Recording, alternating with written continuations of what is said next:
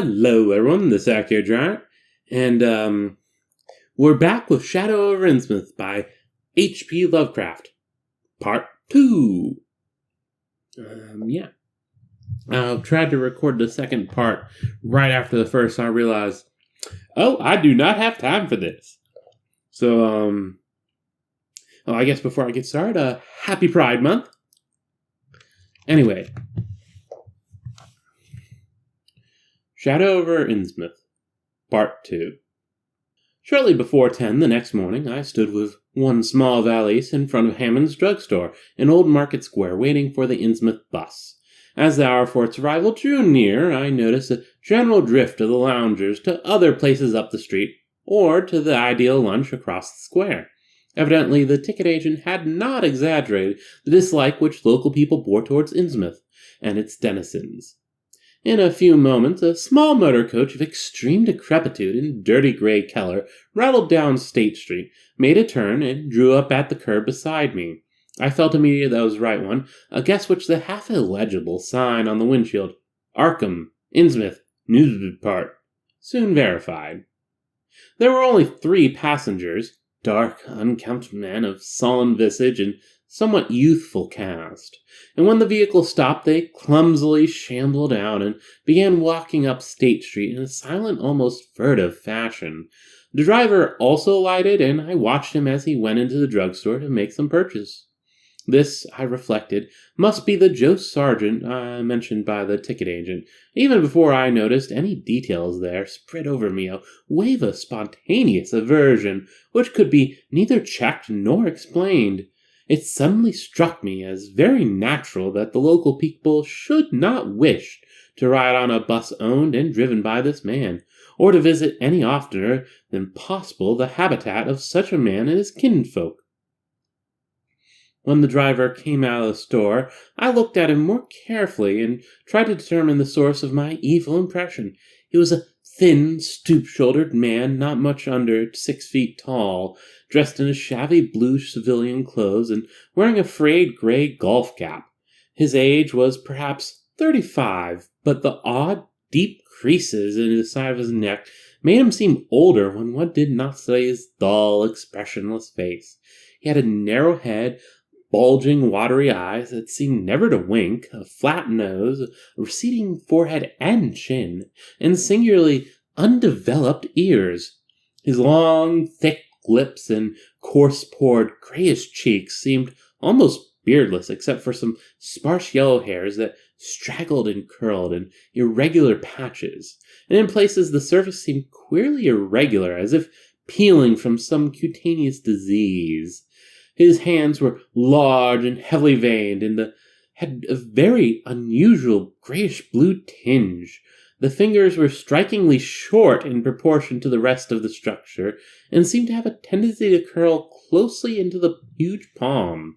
As he walked towards the bus, I observed his peculiarly shambling gait, and saw that his feet were inordinately immense. The more I studied them, the more I wondered how he could buy any shoes to fit them. A certain greasiness about the fellow increased my dislike. He was evidently given to working or lounging around the fish docks, and carried with him much of their characteristic smell. Just what foreign blood was in him, I could not even guess. His oddity certainly did not look Asiatic, Polynesian, Levantin, or Negroid, yet I could see why the people found him alien. I myself would have thought of biological degeneration rather than alienage. I was sorry when I saw that there would be no other passengers on the bus. Somehow I did not like the idea of riding alone with this driver. But as leaving time obviously approached, I conquered my qualms and followed the man aboard, extending him a $1 bill and murmuring the single word, Innsmouth. He looked at me curiously for a second as he returned 40 cents change without speaking. I took a seat far behind him, but on the same side of the bus, since I wished to watch the shore during the journey. At length, the decrepit vehicle started with a jerk and rattled noisily past the old brick buildings of State Street amidst a cloud of vapor from the exhaust. Glancing at the people on the sidewalks, I thought I detected in them a curious wish to avoid looking at the bus, or at least a wish to avoid seeming to look at it. Then we turned to the left into High Street, where the going was smoother, flying by stately old mansions of the early Republic and still older colonial farmhouses, passing the Lower Green and Parker River, and finally merging into a long, monotonous stretch of open shore country. The day was warm and sunny, but the landscape of sand, sedge-grass, and stunted shrubbery became more and more desolate as we proceeded. Out the window I could see the blue water and the sandy line of Plum Island. We presently drew very near the beach as our narrow road veered off from the main highway to Rowley and Ipswich. There were no visible houses, and I could tell by the state of the road that traffic was very light hereabouts. The small, weather-worn telephone poles carried only 2 wires. Now and then we crossed crude wooden bridges over tidal creeks that wound far inland and promoted the general isolation of the region.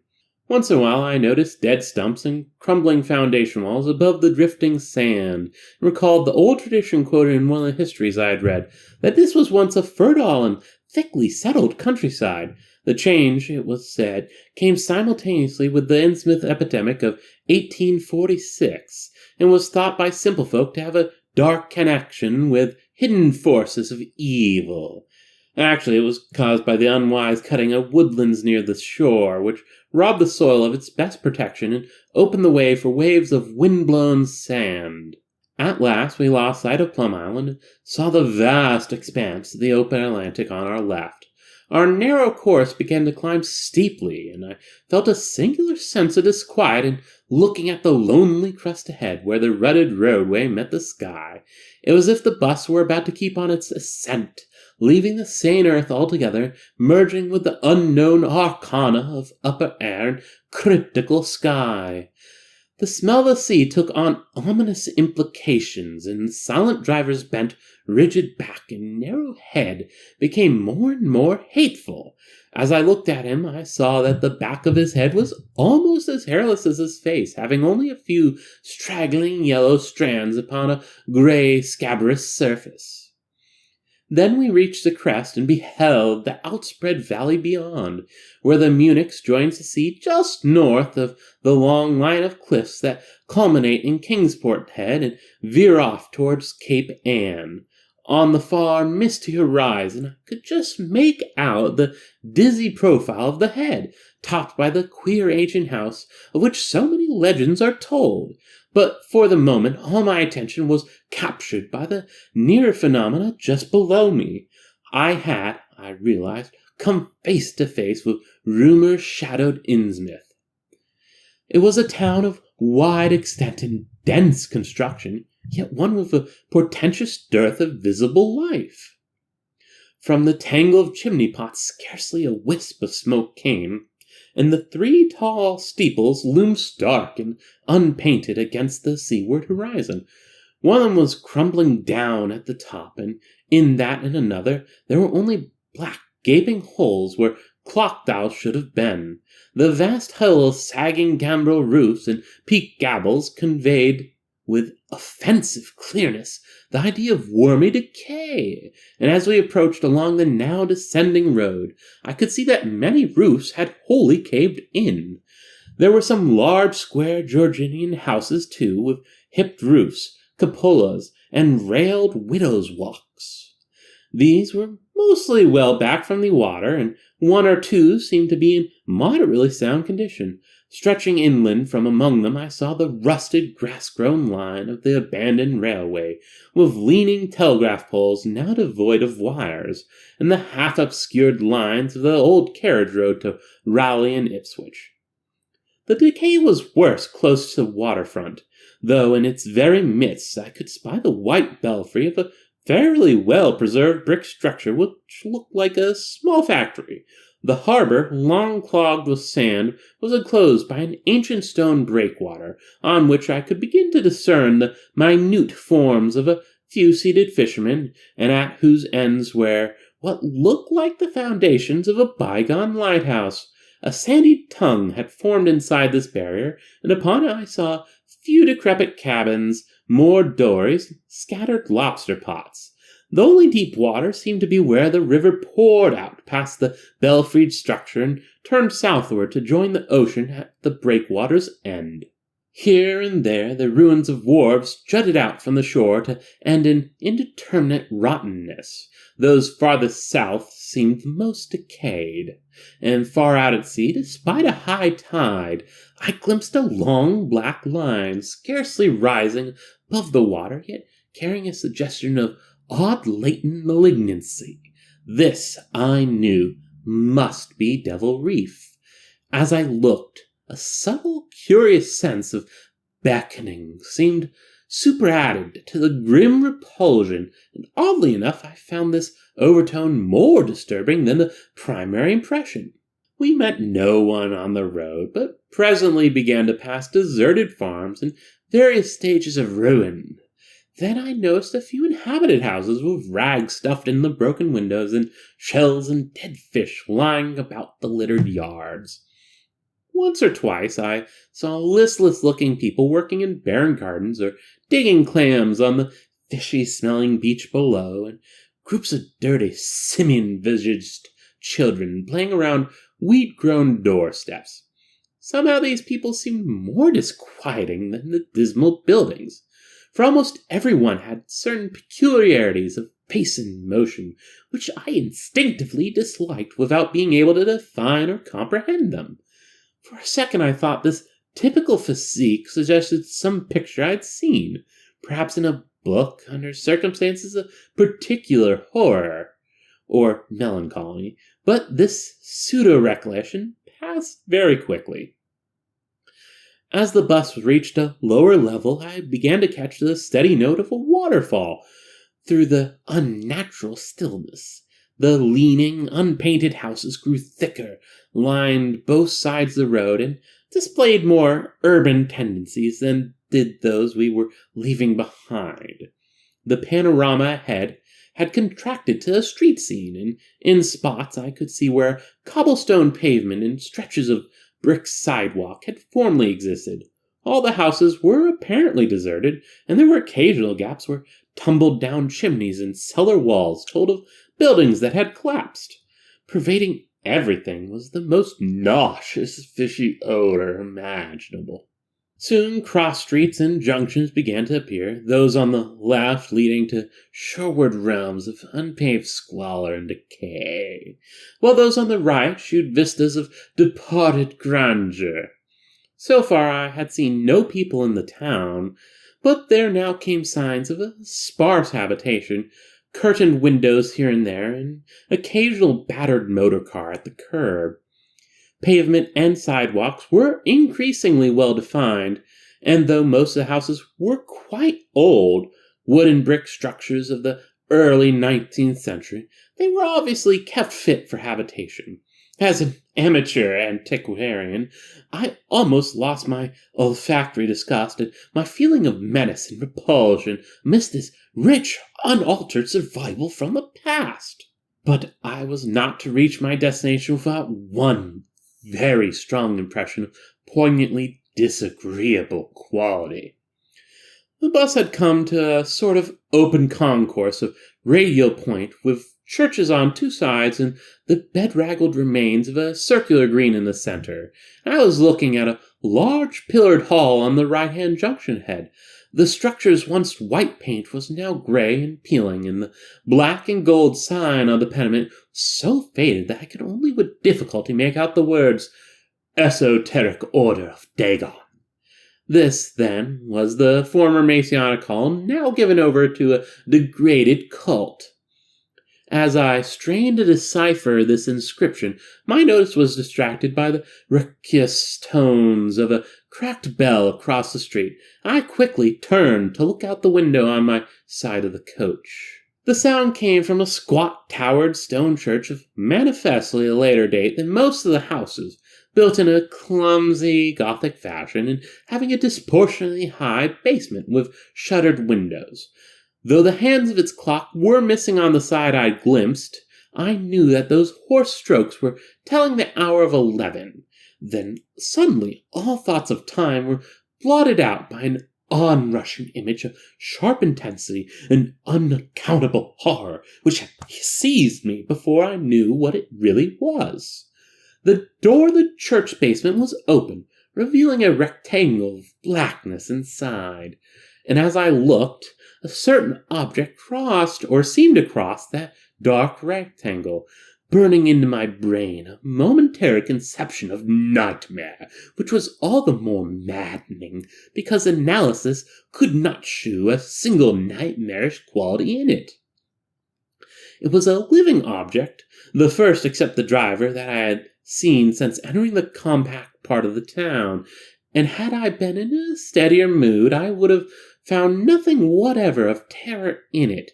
Clearly, as I realized a moment later, it was the pastor, clad in some peculiar vestments, doubtlessly introduced since the Order of Dagon had modified the ritual of the local churches. The thing which had probably caught my subconscious glance and supplied the touch of bizarre horror was the tall tiara he wore, an almost exact duplicate of the one Miss Tilton had shewn me the previous evening. This, acting on my imagination, supplied namelessly sinister qualities to the indeterminate face and robed, shambling form beneath it.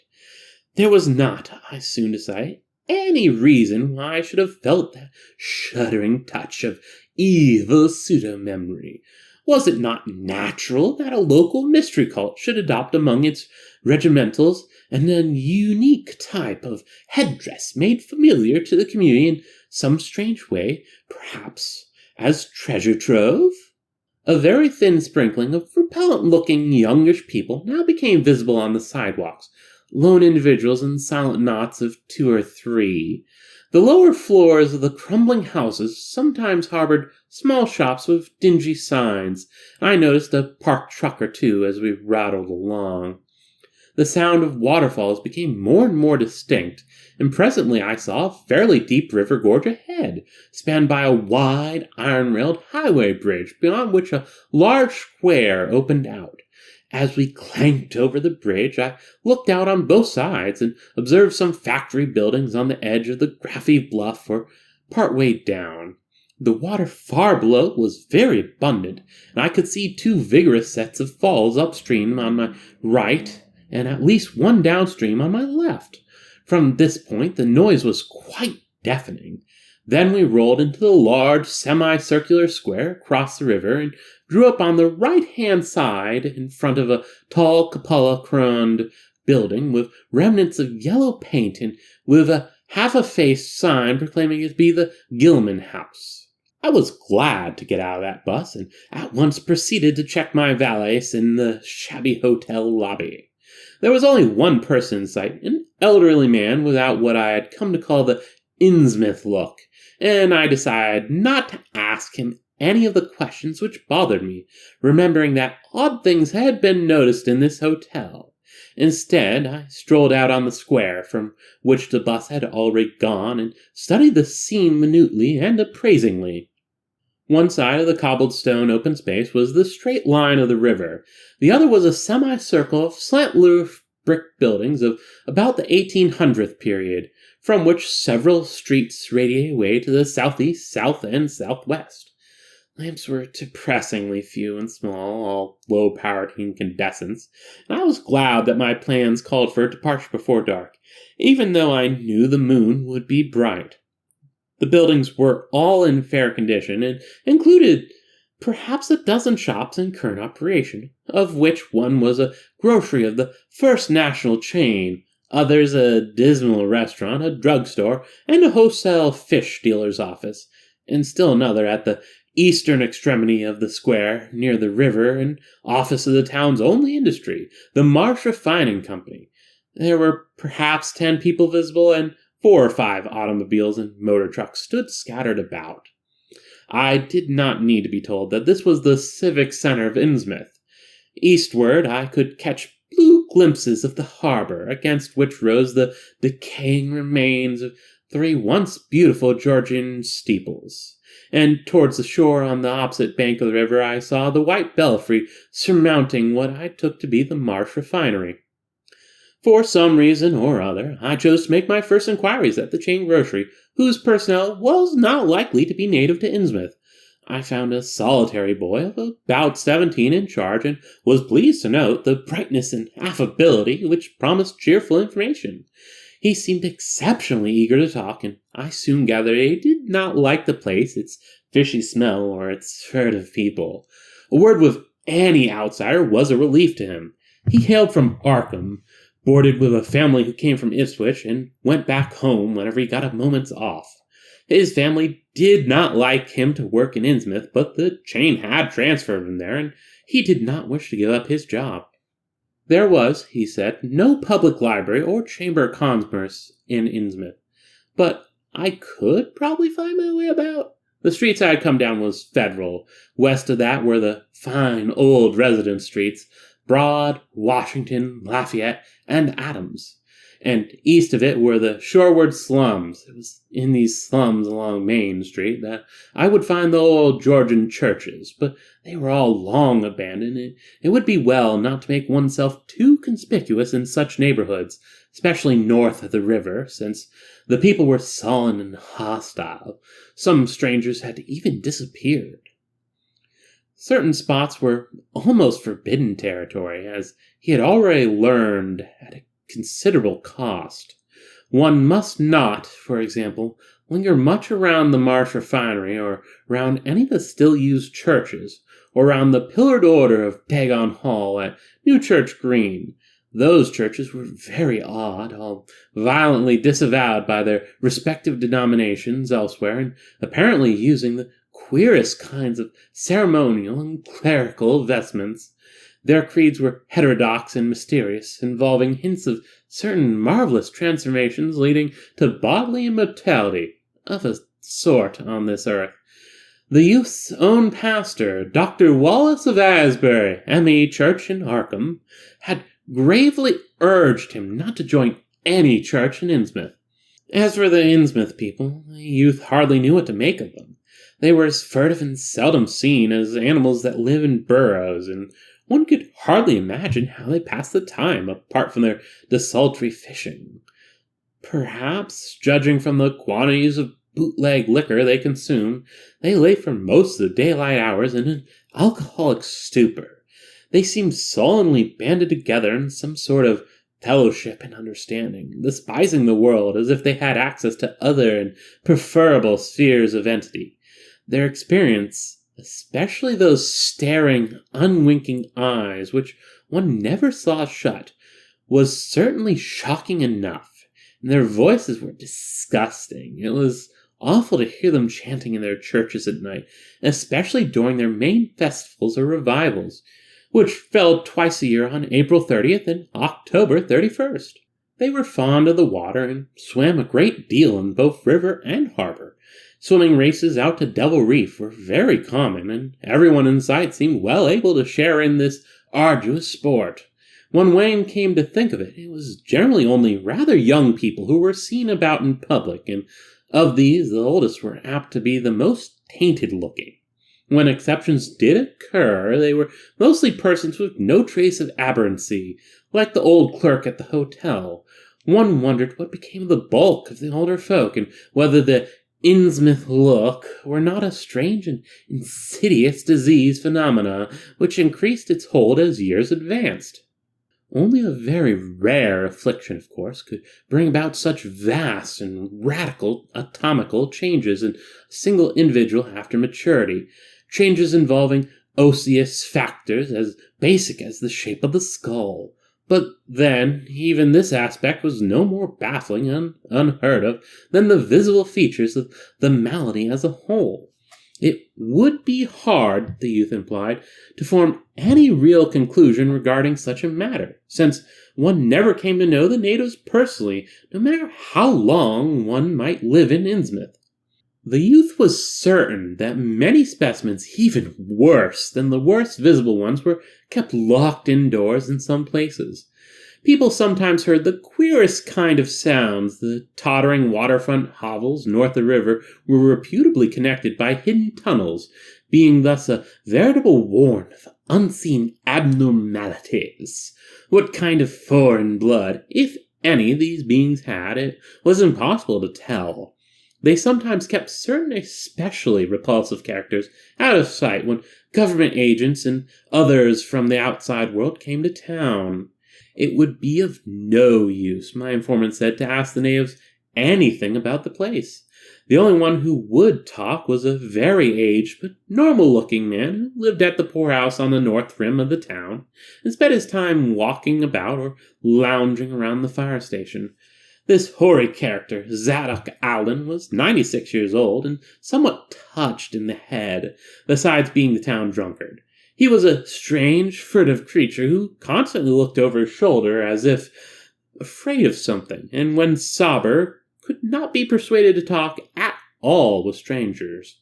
He was, however, unable to resist any offers of his favorite poison, and once drunk would furnish the most astonishing fragments of whispered remnants.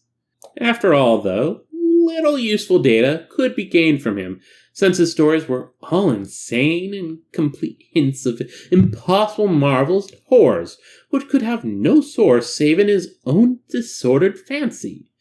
Nobody ever believed him, but the natives did not like him to drink and talk with strangers, and it was not always safe to be seen questioning him.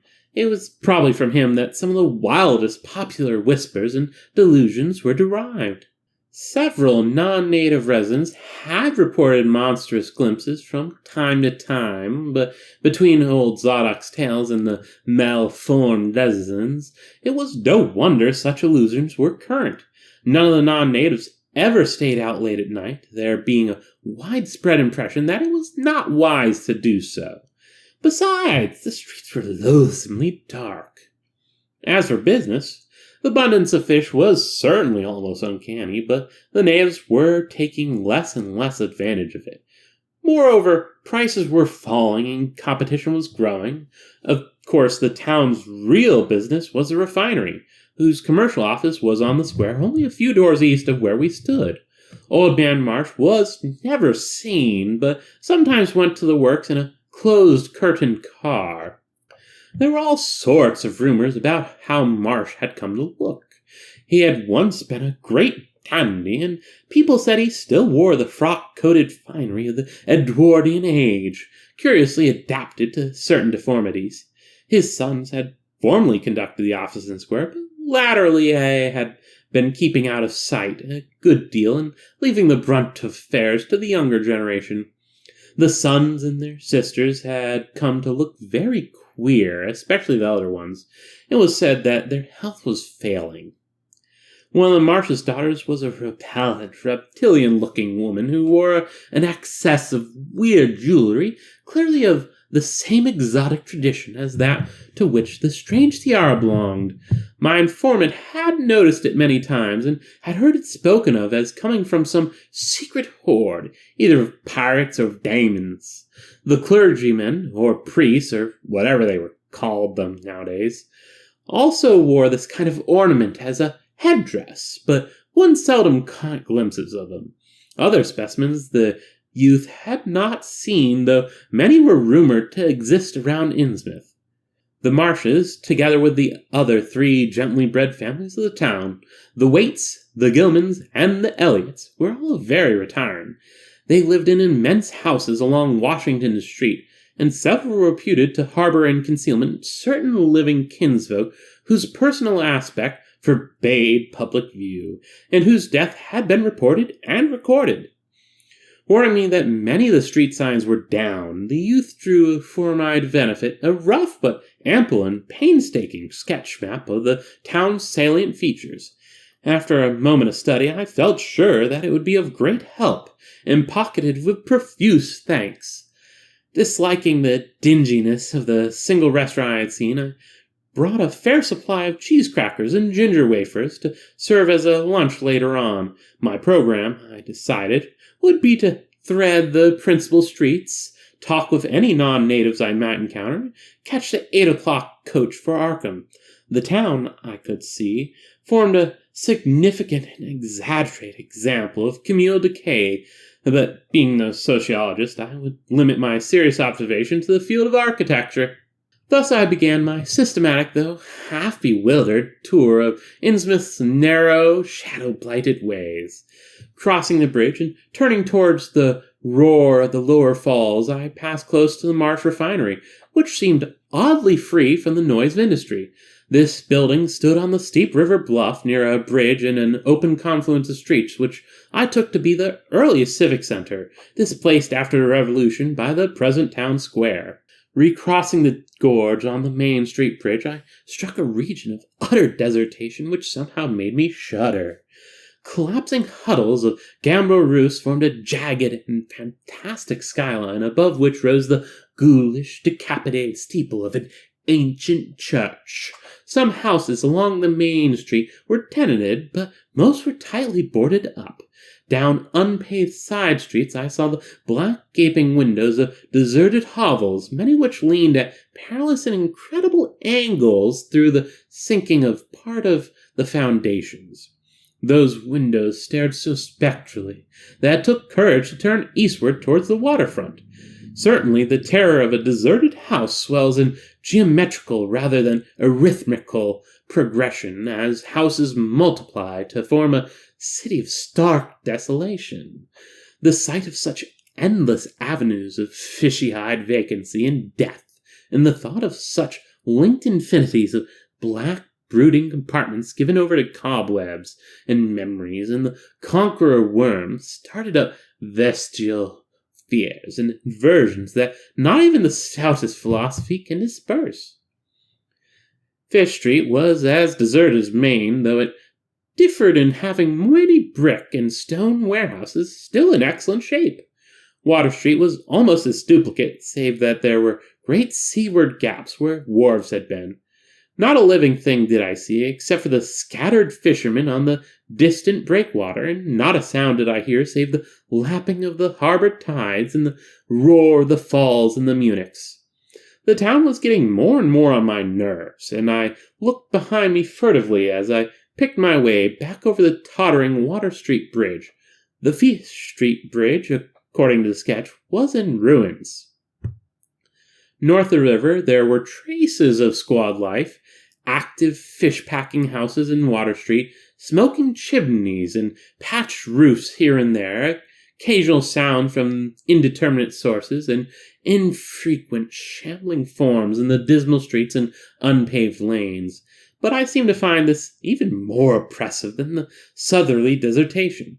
For one thing, the people were more hideous and abnormal than those near the center of town, so that I was several times evilly reminded of something utterly fantastic which I could not quite place. Undoubtedly, the alien strain in the Innsmouth folk was stronger here than further inland, unless indeed the Innsmouth look were a disease rather than a blood strain, in which case this district might be held to harbor the more advanced cases. One detail that annoyed me was the distribution of the few faint sounds I heard. They ought naturally to have come wholly from the visibly inhabited houses, yet in reality were often strongest inside the most rigidly boarded up facades. There were creakings, scurryings, and hoarse doubtful noises, and I thought uncomfortably about the hidden tunnels suggested by the grocery boy. Suddenly I found myself wondering what the voices of those denizens would be like. I had heard no speech so far in this court, and was unaccountably anxious not to do so. Pausing only long enough to look at two fine but ruinous old churches at Main and Church Streets, I hastened out of that vile waterfront slum. My next logical goal was New Church Green, but somehow or other I could not bear to repass the church in whose basement I had glimpsed the inexplicably frightening form of that strangely diademed priest or pastor. Besides, the grocery youth had told me that the churches, as well as the Order of Dagon Hall, were not advisable neighborhoods for strangers. Accordingly, I kept north along Main to Martin, then turning inland, crossing Federal Street safely north of the Green, and entering the decayed patrician neighborhood of Northern Broad, Washington, Lafayette, and Adams Street. Though these stately old avenues were ill-surfaced and unkempt, their elm-shaded dignity had not entirely departed. Mansion after mansion claimed my gaze, most of them decrepit and boarded up amidst neglected grounds, but one or two in each street shewing signs of occupancy. In Washington Street, there was a row of 4 or 5 in excellent repair, and with finely tended lawns and gardens. The most sumptuous of these, with wide terrace parterres extending back the whole way to Lafayette Street, I took to be the home of old man Marsh, the afflicted refinery owner. In all these streets, no living thing was visible, and I wondered at the complete absence of cats and dogs from Innsmouth. Another thing which puzzled and disturbed me, even in some of the best-preserved mansions, was the tightly shuttered condition of many third-story and attic windows. Furtiveness and secretiveness seemed universal in this hushed city of alienage and death, and I could not escape the sensation of being watched from ambush on every hand by sly, staring eyes that never shut. I shivered as the cracked stroke of 3 sounded from a belfry on my left. Too well did I recall the squat church from which those notes came. Following Washington Street toward the river, I now faced a new zone of former industry and commerce, noting the ruins of a factory ahead and seeing others with the traces of an old railway station and covered railway bridge beyond up the gorge on my right. The uncertain bridge now before me was posted with a warning sign, but I took the risk and crossed again to the south bank where traces of life reappeared. Furtive, shambling creatures stared cryptically in my direction, and more normal faces eyed me coldly and curiously. Innsmouth was most rapidly becoming intolerable, and I turned down Payne Street towards the square in the hope of getting some vehicle to take me to Arkham before the still distant starting time of that sinister bus. It was then that I saw the tumble-down fire station on my left, and noticed the red-faced, bushy-bearded, watery-eyed old man in nondescript rags who sat on a bench in front of it talking with a pair of unkempt but not abnormal-looking firemen. This, of course, must be Zadok Allen, the half-crazed, licorice nonagerian whose tales of old Innsmouth and its shadow were so hideous and incredible. And part 2. And I definitely won't be getting to part 3 today, as I actually need to go get my car inspected for the year in about an hour. And well, I guess technically I might have time, but I've found that on the second attempt of recording these parts, it goes a little bit quicker. This time I only have a full hour on the recording, whereas the first time I attempted and got about halfway through, it was already an hour and a half. I don't know what it is about this story specifically. I did not have as much trouble with the other Lovecraft novels so far. Maybe it's something specific to the way Lovecraft is embodying this man in the text that is making it hard for me to pronounce the words. Either that, or maybe I'm getting worse at speaking. Woo! Who knows? We'll find out. Anyway, please, likes below, and subscribe if you want to have more of this stuff. Ring the bell when you do, because YouTube hates letting you know when people you already follow do stuff. It's kind of weird. I don't get it. But they don't pay me to get it. They don't pay me at all. So that's something subscribing can help me. Also, watching for hours and hours. Woo! Anyway, that's the traffic, which is also another reason why I can't continue recording. There's a reason I record in the middle of the night. I've got some roads over there, believe it or not. Anyway, this is Akhier Reads, and I'm signing off. Happy Pride Month!